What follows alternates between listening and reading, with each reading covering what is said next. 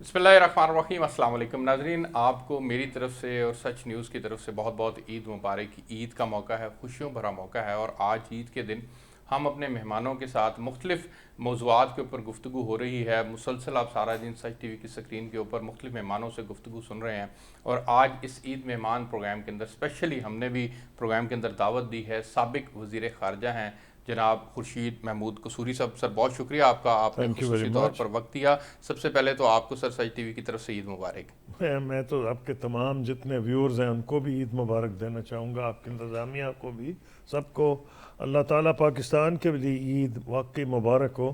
اتنی مشکلات میں ہمارا ملک گھرا جی ہوا سر، ہے، دعا کرنی چاہیے۔ رمضان کا مہینہ ہے جی بالکل ایسے کہ ہی ہے اللہ سر۔ تعالیٰ ہمیں اس مصیبت سے ملٹی ڈائمینشنل چیلنجز بیک وقت ہو گئے ہیں۔ سر یہ جو پاکستان کو مسائل کا سامنا کرنا پڑا ہے، آپ کیا سمجھتے ہیں سر، اس کا ذمہ دار کوئی ایک دور حکومت ہے یا یہ نہیں 75 سال نہیں کی کہانی ہے؟ نہیں نہیں نہیں، نہ ایک پارٹی ہے نہ ایک دور ہے۔ اگر رولنگ ایلیٹ آپ کہیں تو اس کے اندر پھر آپ کو ڈیفائن کرنا پڑے گا، کیونکہ ہم ان کا رولنگ ایلیٹ ہے، پر رولنگ ایلیٹ تو کافی وائڈ ہے۔ جی سر، اس میں اس ملک کے بڑے بزنس مین بھی ہیں، بڑے زمیندار بھی ہیں، بڑے میڈیا والے بھی ہیں، بڑے پروفیشنلز بھی ہیں، وکلاء، ڈاکٹرز، انجینئرز، اور جنرلی تو یہ سمجھا جاتا ہے کہ of course civil and military جی، bureaucracy and ruling political parties and opposition's parties. لیکن اصل میں جو مسئلہ رہا ہے، ہم کو ایک پہلے تو عادت پڑ گئی تھی مانگ تانگ کے، ہر وقت گزارا ہو جاتا تھا، کبھی امریکہ نے دے دیے، پھر کسی کر لیے، مطلب ہے کہ since 1947 sir we are begging. ہمارا جو طریقہ کار ہے یس پہلے تو ہی جب پارٹیشن ہوئی تو یہ ویکوی پراپرٹی کا معاملہ آ جی، گیا، جس کے ہاتھ میں جو آیا اس نے ہاتھ اس میں رنگ لیے۔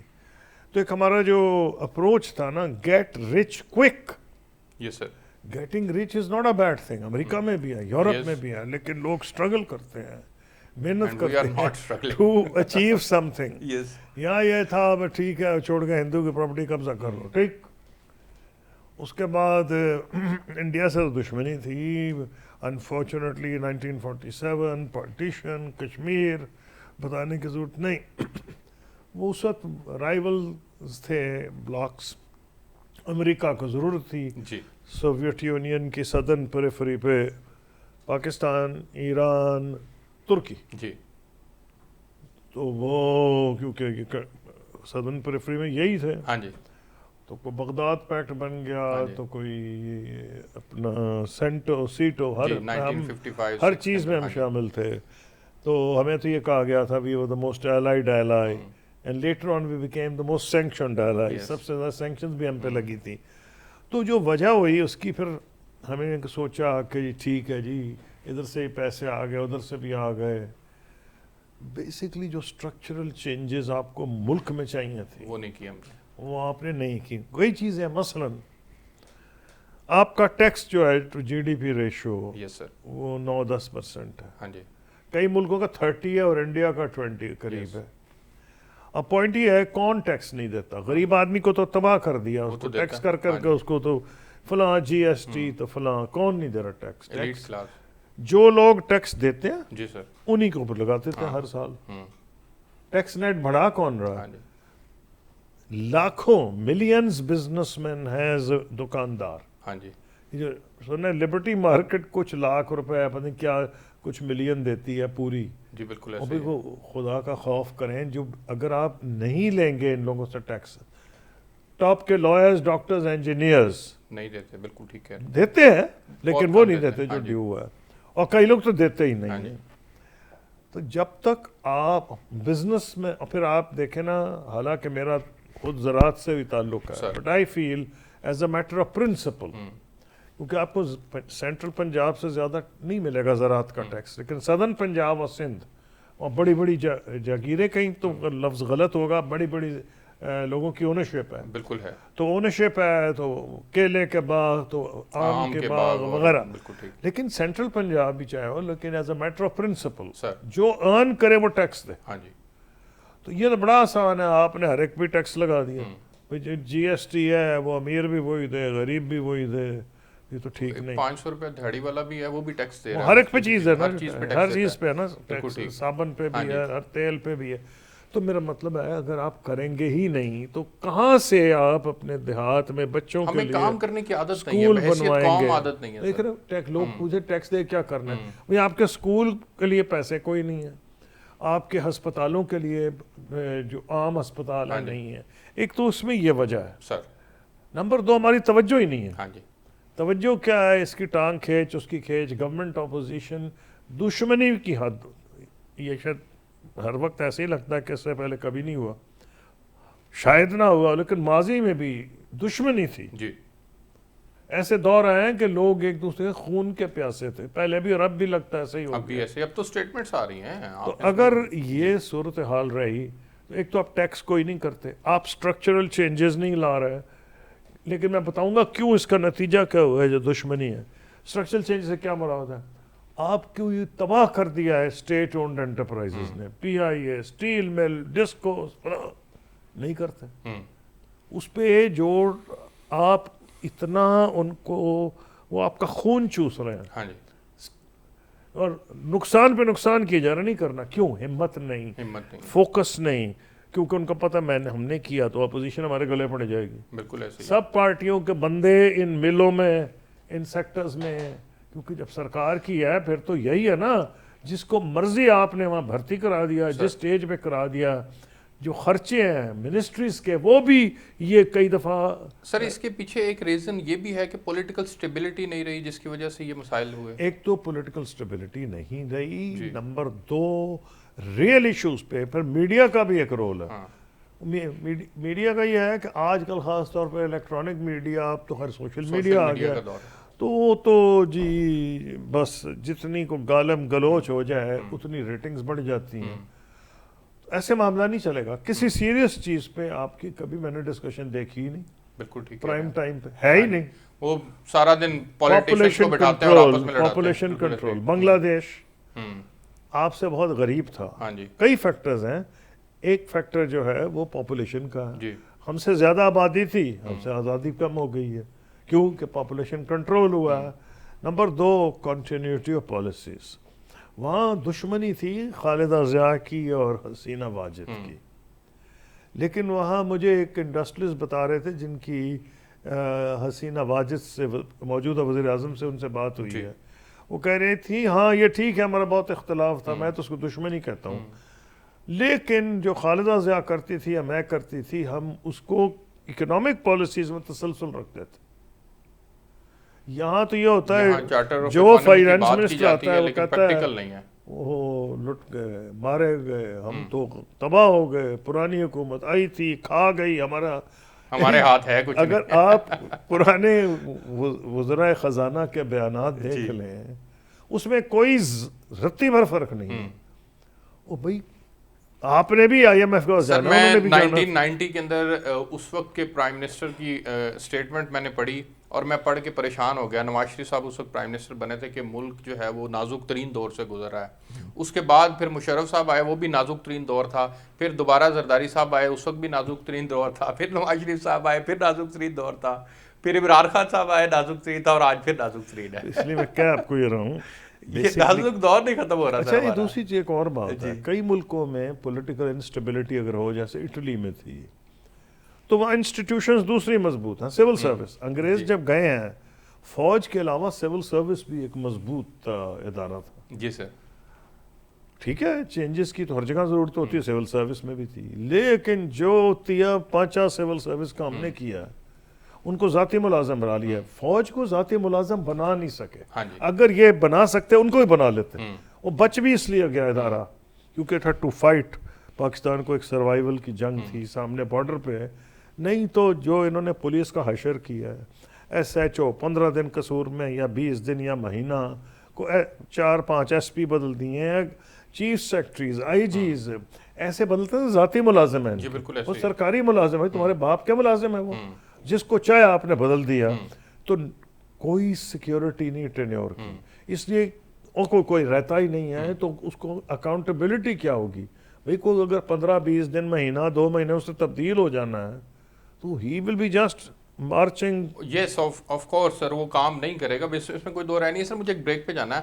آپ نے بڑی خوبصورتی سے پاکستان کے 75 سال کے مسائل جو ہیں وہ بیان کیے. آج پاکستان کو خارجہ محاذ کے اوپر جن چیلنجز کا سامنا ہے، اور پرٹیکولرلی جو قومی سلامتی کمیٹی نے دہشت گردی کے خلاف ایک نئے اثر نو آپریشن کو منظم کرنے کی بات کی ہے، ان چیزوں کے اوپر ڈسکشن کرتے ہیں. ایک بریک لیتے ہیں ناظرین، بریک لیتے ہیں جی. ہمارے ساتھ رہیے گا عید مہمان شو کے اندر.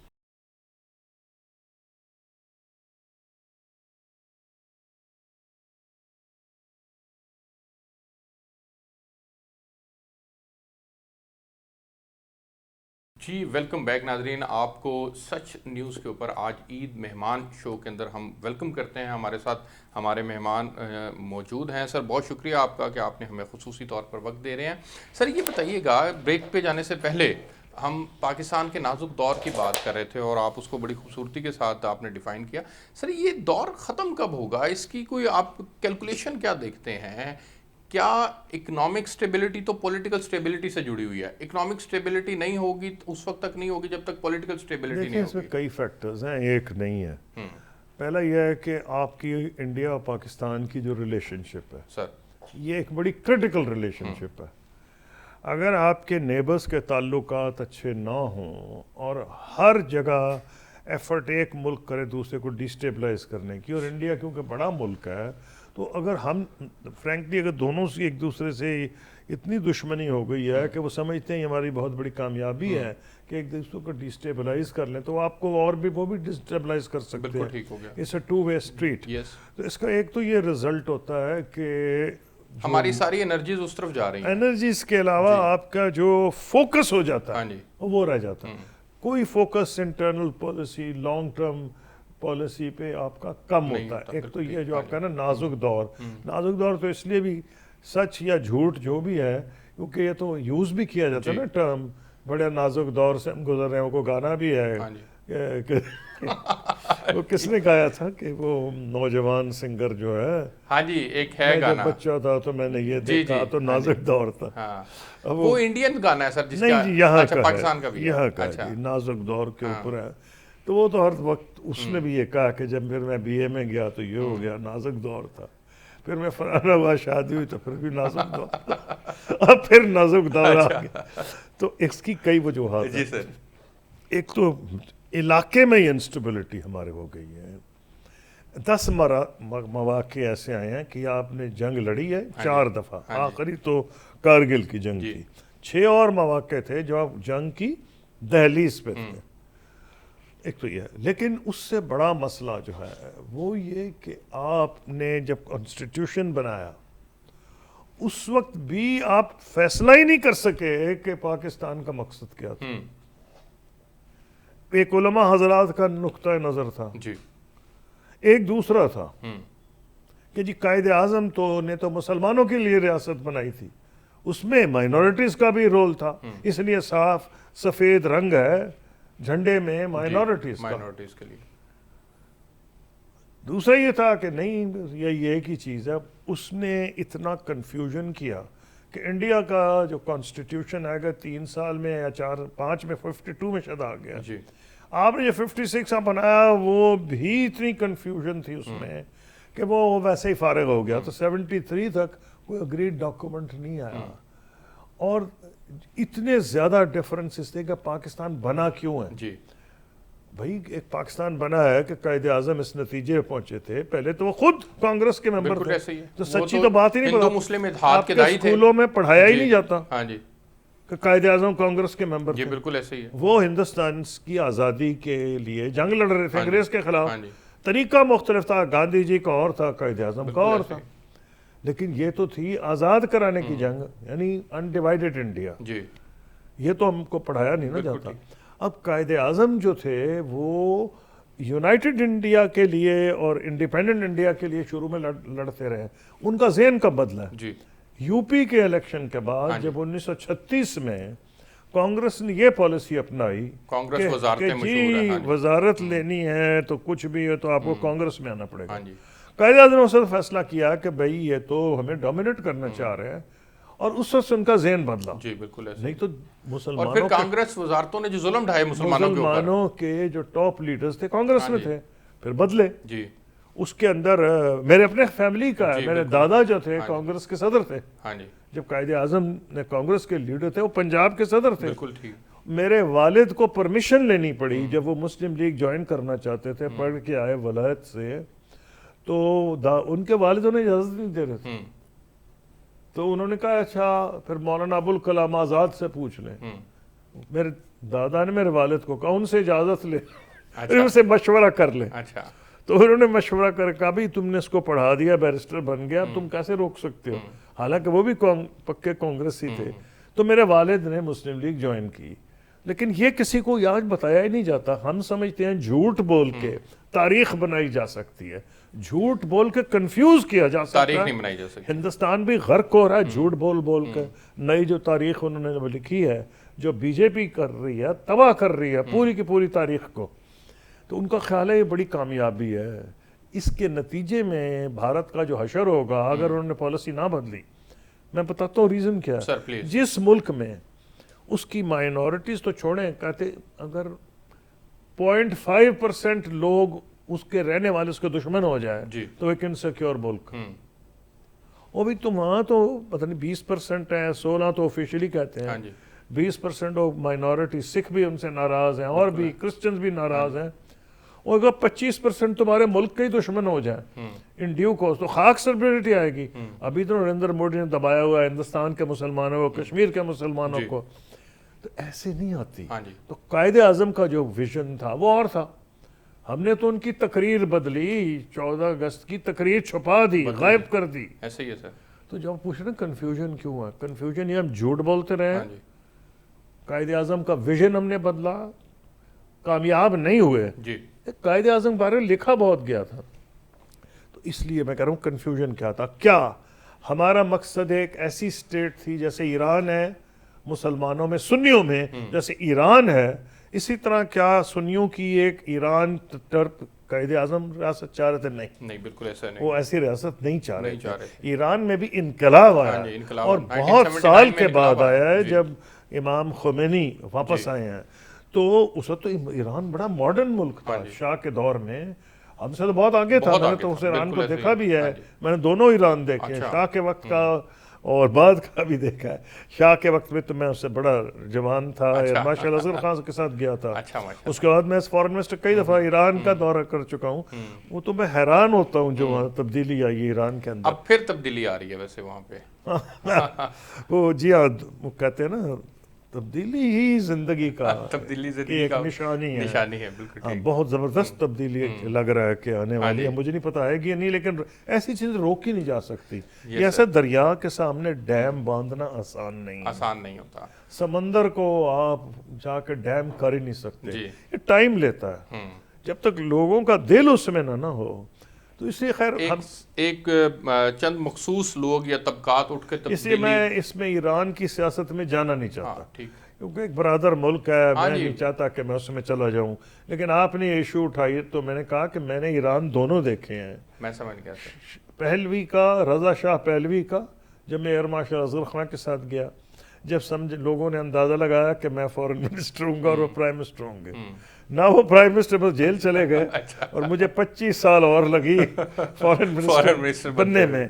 تو میں نے تو دونوں ایران دیکھے. تو میرا کہنا آپ کو یہ ہے کہ آپ کنفیوزڈ قوم تھے, آپ نظریے کے بارے میں کنفیوز تھے, لیکن جو اس سے بدتر چیز ہوئی وہ جو میں نے کہا نا گیٹ رچ کوئک, جلدی جلدی مال بناؤ. جس کا جہاں ہاتھ لگا اس نے کر لیا. آپ کا میں نے پھر آلریڈی گنوایا کہ جو لکھنے والے تھے, ٹھیک ہے اب لکھنے کا طریقہ بدل گیا, اس وقت بھی سیریس میڈیا تھا, بڑے بڑے اخبار تھے, لوگ لکھا کرتے تھے, لیکن وہ زیادہ اس وقت پھنسے رہے کہ پاکستان کا مقصد کیا تھا, قائد اعظم کا کیا ویژن تھا.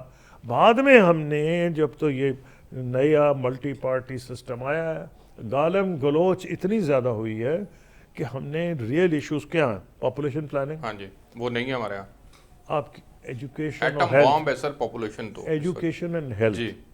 اچھا ایجوکیشن صرف یہ نہیں کہ جی آپ نے کتنے % بجٹ کا دیا, وہ امپورٹنٹ ہے جی, لیکن آپ پڑھا کیا رہے ہیں؟ ہاں جی, اگر آپ بچے کو سکھا ہی نہیں رہے کہ سوچنا کیسے ہے, جی کیا میں یہ تو نہیں ماننے کو تیار کہ جو دیہات کے بچے کن ذہن ہیں، ناٹ ایٹ آل، بالکل نہیں. یا غریبوں کے بچے عقل میں ہی ان میں نہیں، وہ بھی آ کر موقع دیں. موقع سے مراد ان کے مائنڈ کو آپ اوپن کریں. آج کوریا کیوں آگے چلا گیا؟ ساؤتھ ایسٹ ایشیا، وہ اسٹیم سبجیکٹس، سائنس، میتھمیٹکس اور ٹیکنالوجی، جب تک یہ سبجیکٹس آپ بچوں کو نہیں پڑھائیں گے، ان کو رٹا لگوا کے نمبر پاس دلا کے بورڈ کے امتحان پاس کرا کے، جس میں بورڈ کی جو کتابیں ہیں چاہے اچھی ہیں یا بری ہیں، کریٹیو رائٹنگ کی طرف لانے کے لیے تیار رزلٹ نہیں کیا ہے بالکل کہ ایسے ہی جو آپ کا خرچ بھی ہو رہا ہے وہ نہیں بچے کو کہ مائنڈ کو اوپن. یہی تو وجہ ہے کہ بی اے ایم اے کر کے بیچارے نائب قاصد کے فارن آفس میں اپلائی کیا کرتے تھے. آپ ظلم کر رہے ہیں ان کے والدین کے ساتھ بھی کہ اگر آپ تو اس سے تو بہتر اگر آپ نہیں تو کم سے کم آپ کو چاہیے کہ جو بہتر کرنا ہوگا، اس اس کی قسم بہتر پالیسیز کی بنانی آپ ہوں گی. ایسے ادارے ہی کھول دیں جو لوگوں کو ہنر سکھائیں. جی وہ شاید زیادہ بہتر ہوگا کہ آپ نے جو ایجوکیشن بیسک دے دی ہے وہ امپلائیبل نہیں ہے. Most of them are not employable. ان کو آپ اس طرف لے کے آئیں. اب اتنے ملینز ہمارے بی ایز میں ہیں تو ہم ضائع تو نہیں کر سکتے. بالکل ٹھیک ہے. تو کئیوں میں تو جن میں زیادہ انیشیٹو، دکانیں کھول لی، کام کر لیا، کو ورک شاپ کھول لی. آپ لوگوں کو ہنر سکھائیں. لیکن یہاں سوچتا ہی کوئی نہیں سوچتا. جی بالکل ٹھیک ہے. اور جو نئے بچے آ رہے ہیں ان کو کریکولم ایسا ڈیوائز کریں کہ ان کی مائنڈ میں جستجو، سوچنے کی اور دیکھنے کی ہو، اور کہ دنیا میں جو سائنس ٹیکنالوجی بڑی ہے کیسے پڑھی، وہ سوال ہی نہیں کرتے. ان کو اگر سوال کریں، یہی اچھے اسکول اور دوسروں کا فرق ہے. وہ تو پہلے ماسٹر مارا کرتا تھا، اب تو شاید نہیں ہے. ہاں جی، اب نہیں مارتے. اب تو شاید نہیں مارتے، ڈراتے ہیں. وہ نہیں، بچہ ایک جب آتا ہے اس کو انکریج کرنا چاہیے تاکہ اس کی کیوریوسٹی ڈیولپ ہو. تو میں آپ کو کہہ رہا ہوں کہ اٹس ناٹ سمپلی کہ آپ پیسے نہیں دیتے، آپ نے ایفرٹ ہی نہیں کی. اور جو کوئی ایفرٹ کرے اس کو کہہ دیتے ہیں یہ تو غدار، یہ تو مسلمان ہی نہیں، مسلمانوں کا دشمن ہے. اتنا اسٹرانگ ویسٹڈ انٹرسٹ ہے کہ وہ اس طرف جانے نہیں دیتے کسی کو. تو آپ نے رزلٹ کیا ہے؟ جو کیمبرج کے لوگ مرے جا رہے ہیں امتحان پاس کرنے کے لیے. بھئی اگر آپ کے بورڈ کے اچھے امتحان ہوں تو کیوں جائیں وہ؟ بالکل ٹھیک کہہ رہے ہیں. ضرورت کیا ہے؟ اب ہر بندہ جو ہے کہتا ہے میرے بیٹے کے پاس کیمبرج ہے جی، میں نے تو او لیولز کیا، پھر اے لیولز کیا. اس لیے کہ بورڈ کے ساتھ آپ کہیں اپلائی نہیں کر سکتے. اور پاکستان میں بھی جب آپ جاب اپلائی کرتے ہیں وہ ایک دم دیکھ رہے ہیں اچھا یہ او لیول کا ہے، اے لیول کا ہے. تو آپ اپنے بورڈز کو تو امپروو کریں. ایک بورڈ آیا تھا، میں نام نہیں ابھی لیتا، ان کا جی ہمارا بڑا اچھا بورڈ ہے. ڈر پڑ گیا لوگوں کو. بلکہ میں بتا ہی دیتا ہوں، آغا خان، آغا خان جنہوں نے زبردست یونیورسٹی بنائی ہے وہاں، ہاسپٹل بنایا جی ناردرن ایریاز میں کیا ہے. انہوں نے آفر کیا تھا ایک زمانے میں. یہاں تو لوگوں کو ڈر پڑ گیا. ان کو یار وہ تو بڑا زبردست قسم کا بورڈ ہے. وہاں تو آپ دیکھیں ناردرن ایریا میں کتنی تبدیلی آ گئی. یہ تو ہمارے روزگار مارے جائیں گے. ان کا جی تو فلاں ہے تو فلاں ہے تو فلاں، مسل کی بنیاد کے اوپر اس کو لے بس اس کو ختم کیا. دیکھیں نا یہ نہیں چلے گا. تو جب آپ تک ریئل ایشوز پہ نہیں جائیں گے، جو میں نے کہا ہے ان کی طرف نہیں توجہ، تبھی ہمارا نازک دور ختم نہیں ہو رہا. نازک دور ہاں ایک لحاظ سے ختم ہونے والا. اچھا، وہ میں بتاؤں کہ شاید اسی میں ہماری خوش قسمتی، امید کی کرن چلن دلائیں. ہاں اس کی وجہ یہ کہ اب دنیا میں ایک تو اکنامک کرائسس آیا جی. ایک آپ افغانستان سے جب سے امریکہ نکلا ہے اس کی ترجیحات بدلی ہیں. اب آپ دیکھیں کہ ایران اور سعودی عرب کی جو ریلیشن شپ میں چین نے رول ادا کیا ہے. امریکہ کو دل و دل میں تو آگ لگی ہوگی اس بات کے اوپر کہ سپر پاور وہ ہے اور ایران رول یہ چائنا پلے کر، اور یہ ان کو جا کے ان کی صلح کروا رہے ہیں. اب یہ جو نظر آ رہا ہے کہ اب ان کا جو پیسہ ہے جس آسانی سے یہاں جاتا ہو وہ بھی نہیں آئے گا. اب آئی ایم ایف آپ کو ناک چنے چبوا رہا ہے. کیوں؟ پہلے نہیں کرواتے تھے. ایک فون آتا تھا واشنگٹن سے بھی کر دو ٹھیک ہے. اب وہ کہتے یہ کرو، تمہارے یہ جو بڑے بڑے سفید ہاتھی پہلے ہیں ان کو سنبھالو. یہ جو ہے تم نے سٹیل مل تو فلاں تو پی آئی ہے تو یہ تمہاری جو ڈسکوز ہیں، کیوں نہیں کرتے تم؟ اگر یہ پہلے کہہ دیتے تو آپ کا یہ اتنا برا حال نہ ہوتا. پھر وہ اب یہ بھی کہنے لگے ہیں کہ جی آپ ٹیکس لگائیں ان لوگوں پہ، اور انہوں نے کہا کہ ہم نے نہیں کہا کہ آپ غریبوں پہ ٹیکس لگائیں، اب لگائیں ٹیکس ان پہ جو دے سکتے ہیں۔ تبھی اب کہنا شروع ہو گیا کہ جی دو پاکستان ہونے چاہیے، ایک غریبوں کا پاکستان، ایک امیروں تو کا وہ پاکستان۔ ٹھیک ہے، غریبوں کو کم ٹیکس لگائیں نا، امیروں کو زیادہ لگائیں۔ تو یہ آپ نے امید کی کرن یہ ہے کہ you will learn to stand on your own feet انشاءاللہ، انشاءاللہ۔ وہی واحد راستہ ہے، وہی ایک غیرت مند راستہ ہے کہ آپ اپنے پاؤں پہ کھڑے ہوں۔ پاکستان میں ہم سارے انڈیا کو انڈیوائیڈڈ پنجاب، جی it was considered greenery of India, yes of course, زیادہ حصہ پاکستان میں آ گیا۔ ان کے پنجاب میں تو پھر بھی کافی رہا، کچھ ڈکلائن آیا پچھلے 10-15 سال میں، نہیں تو سارے انڈیا کو ان کا چھوٹا سا حصہ پنجاب کا فیڈ کرتا تھا۔ اب اور ایریاز بھی آ گئے۔ ہمارے ہاں آپ دیکھ لیں، کسی نے توجہ دی کہ یونیورسٹیز یہاں بھی تھیں، فیصل آباد کی یونیورسٹی اور بھی ہیں، ریسرچ اینڈ ڈیولپمنٹ میں، سیڈ ڈیولپمنٹ میں لدھیانہ یونیورسٹی میں بڑا کام ہوا ہے، آئی ایم شیور فیصل آباد میں ہوا ہے۔ کسی نے کبھی سوچا جب تک پرائیویٹ سیکٹر کا اور ان کا آپس میں انٹریکشن نہیں ہوگا، نہیں بنے گا، تب تک حالات بہتر نہیں ہو سکتے۔ سر مجھے ایک بریک پہ جانا ہے، میں بریک سے واپس آتا ہوں تو پھر کچھ اور چیزیں جو ڈسکس کرنی ہے۔ ناظرین ایک بریک لیتے ہیں۔ آپ عید مہمان میں آج ہمارے ساتھ خورشید محمود قصوری صاحب، سابق وفاقی وزیر ہیں، سابق وزیر خارجہ ہیں، ہمارے ساتھ موجود ہیں۔ ایک بریک لیتے ہیں، ہمارے ساتھ رہیے گا۔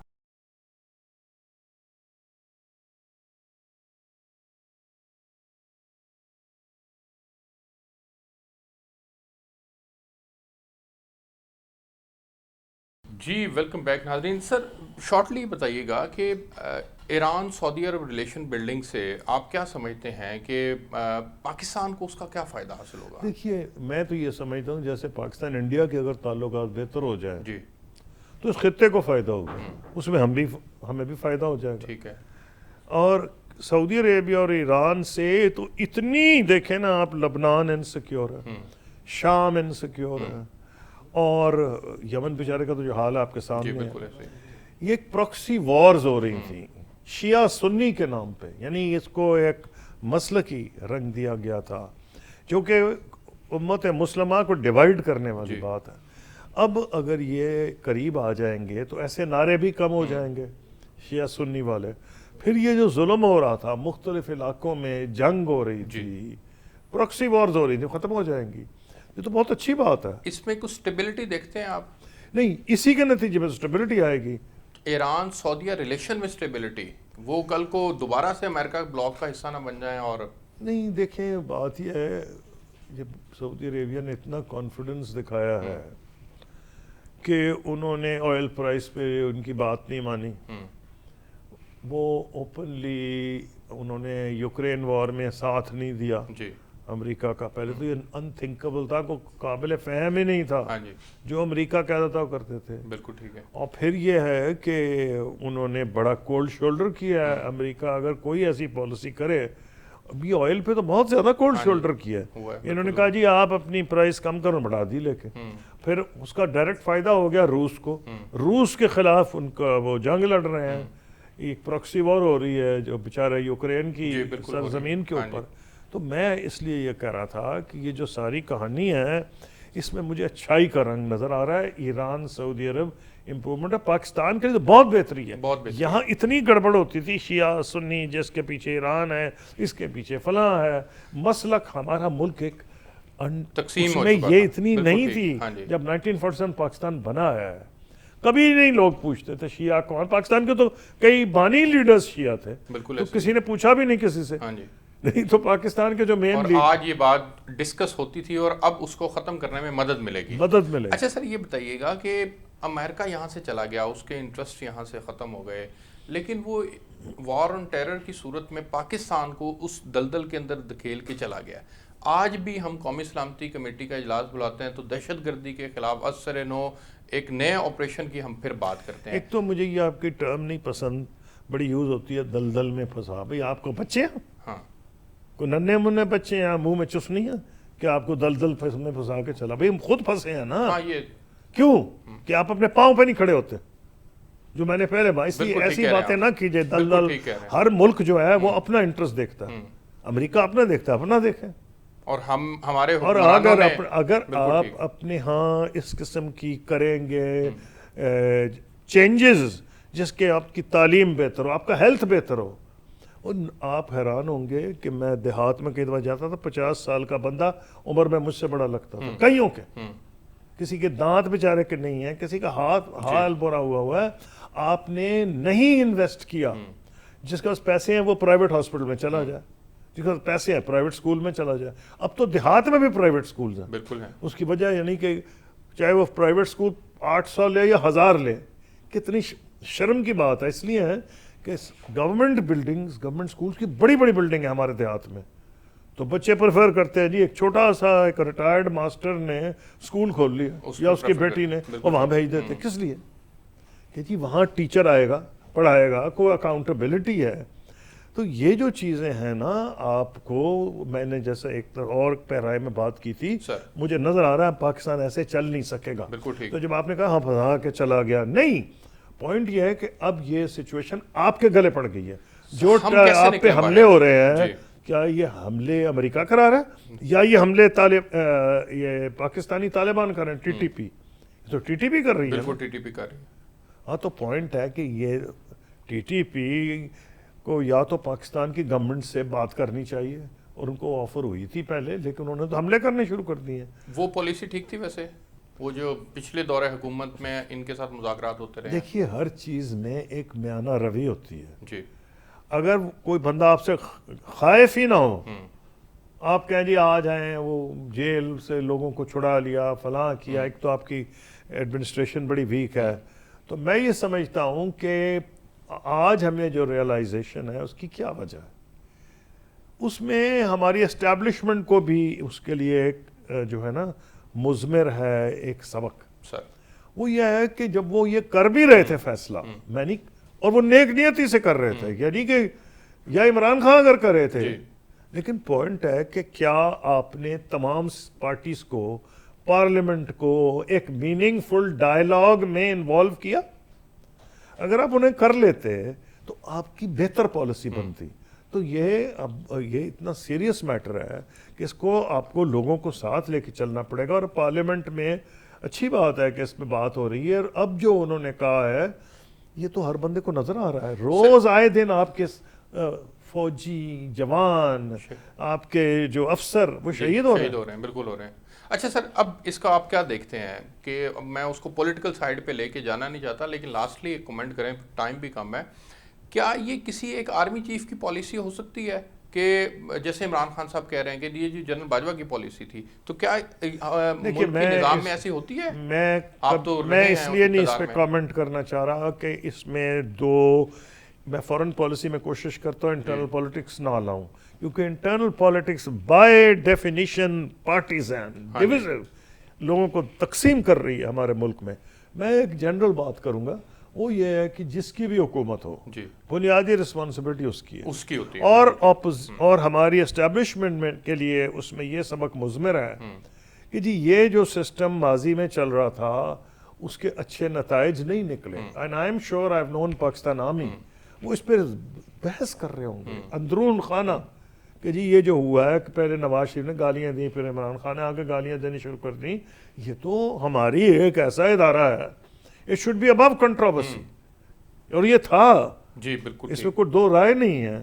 تو یہ سبق سب کے لیے کنٹروورسی ہونا چاہیے. بالکل ٹھیک ہو گیا سر، آپ کا بہت شکریہ کہ آپ نے خصوصی طور پر ہمیں وقت دیا. ناظرین، آپ نے پروگرام دیکھا، ہمیں اس پروگرام سے اجازت دیجیے. سچ ٹی وی کی اسکرین کے اوپر عید مہمان پروگرام آپ نے دیکھا. اب یہ سلسلہ جاری رہے گا، آپ سے اور مہمان اور اینکرز کے ساتھ جو ہے پروگرامز چلتے رہیں گے. میں اجازت دیجیے، اللہ حافظ.